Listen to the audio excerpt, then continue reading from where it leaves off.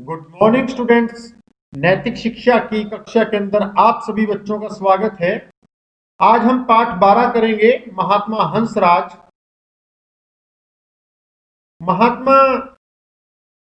हंसराज जी के जीवन का संक्षिप्त निश्चय।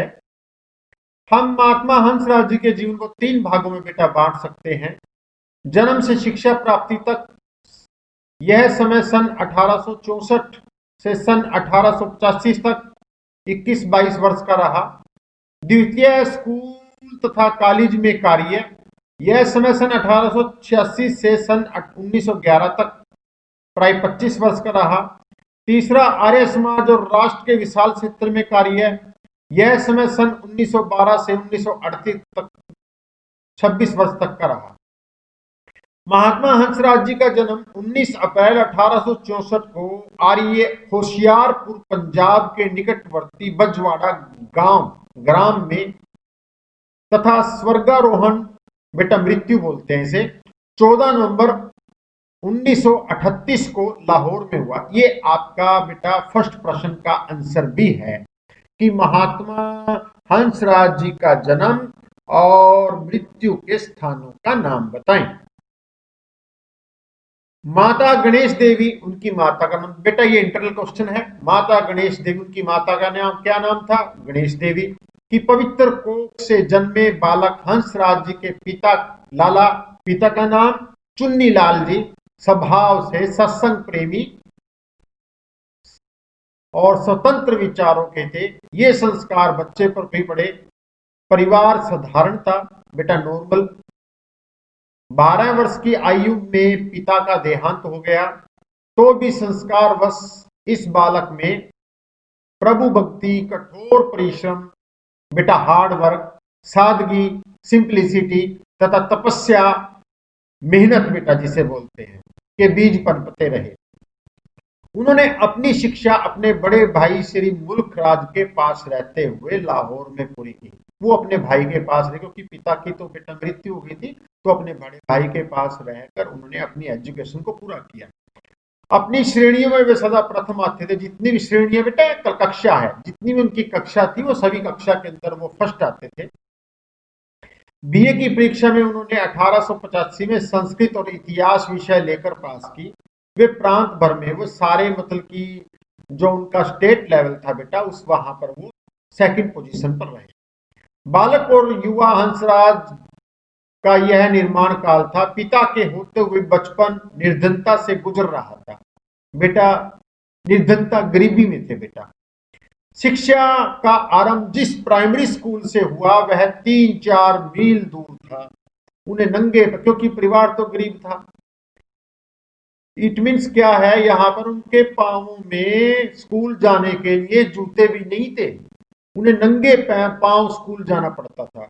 गर्मी में पैरों के नीचे तपती रेत से बचने के लिए उन्हें थोड़ी थोड़ी दूर अपनी तख्ती पर खड़ा होना पड़ता था। पहले बेटा कॉपी की जगह एक लकड़ी का बोर्ड हुआ करता था।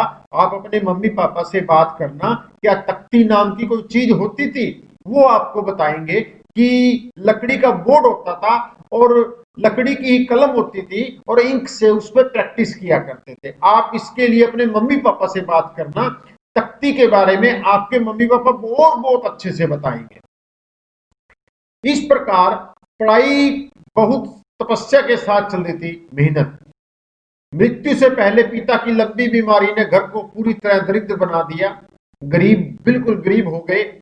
इस अवस्था में पिता की आज्ञा से 12 वर्ष की आयु में उनकी शादी कर दी गई बेटा।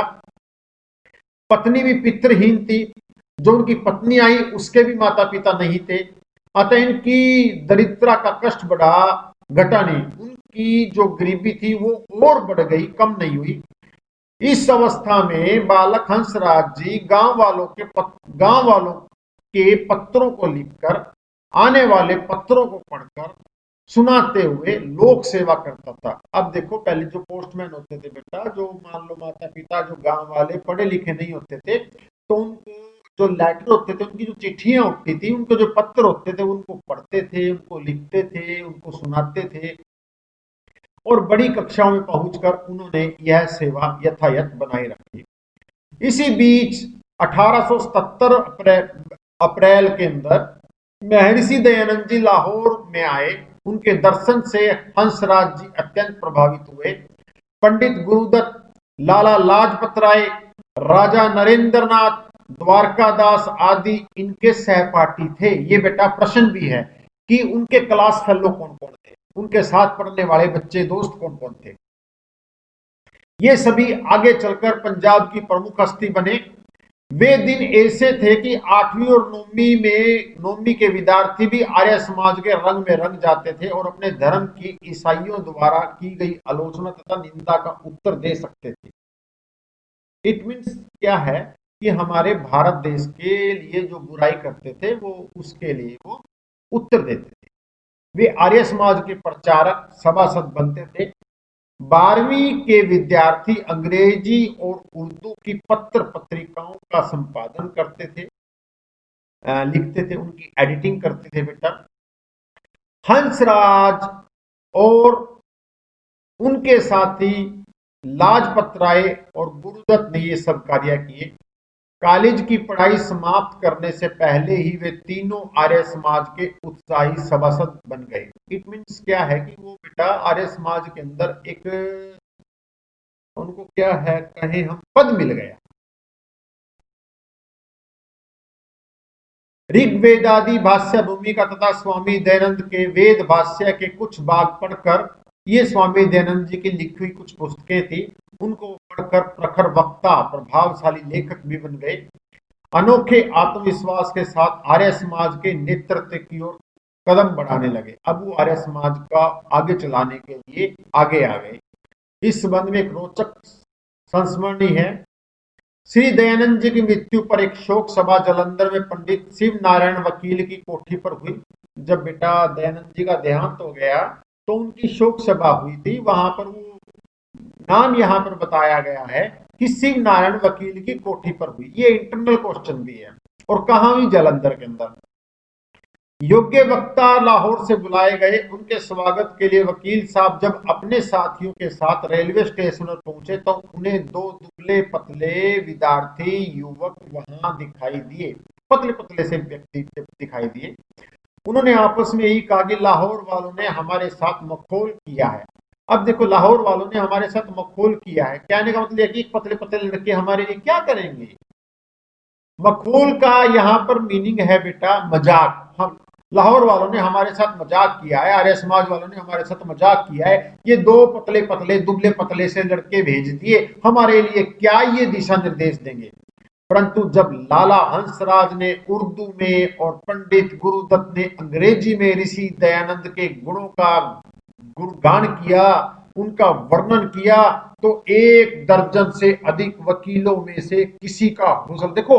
एडवोकेट के अंदर वो लेक्चर दे रहे हैं, एक उर्दू के अंदर लेक्चर दे रहा है, एक इंग्लिश के अंदर लेक्चर दे रहा है, और एक भी वकील की हिम्मत नहीं हो रही है वो बोल सकें। इसलिए उनके धन्यवाद के लिए वो 4 शब्द भी कहने के लिए उनसे शब्द नहीं मिले। इतना प्रभावशाली लेक्चर दिया। स्वामी दयानंद का देहावसान। अब यहाँ स्वामी दयानंद का जो मृत्यु थी बेटा 1883 अजमेर में हुई। ये सभी बच्चों को आनी चाहिए। स्वामी दयानंद की मृत्यु कब हुई और कहाँ हुई? अजमेर में हुई, 1883 में हुई। उनकी सेवा के लिए लाहौर से भी आर्य सज्जन गए हुए थे। वहां से लौटकर उन्होंने तथा आर्य के अन्य ऋषि भक्तों ने आर्य समाज की ओर से ऋषि स्मारक बनाने का निश्चय किया। अब जब वो स्वामी दयानंद जी बेटा मृत्यु लोक को प्रस्थान कर गए, तो मृत्यु हो गई बेटा, तब जो आर्य समाज के जो पदाधिकारी उन्होंने सोचा कि हम स्वामी जी के लिए ना मूर्ति बना दें। स्मारक का मतलब है मूर्ति बना दें। तो यह स्मारक, फिर स्मारक की जगह फिर उन्होंने क्या किया? स्मारक दयानंद एंग्लो वैदिक डीएवी के नाम से मशहूर हुआ। अब यदि मूर्ति बनाते, क्योंकि मूर्ति पूजा के तो स्वामी दयानंद जी खिलाफ थे, इसीलिए उन्होंने स्कूल की स्थापना की, डीएवी स्कूल की स्थापना की। कब की स्थापना? 1886 में। नौजवान हंसराज ने अवैतनिक मुख्याध्यापक का कार्यभार संभाला। मुख्याध्यापक का अवैतनिक कार्यभार मतलब कि बिना कुछ पे लिए उन्होंने हेडमास्टर की जॉब की, डीएवी की, पहले प्रिंसिपल थे वो। उन्होंने बड़े भाई मुल्क राज लाहौर में ही नौकरी करते थे।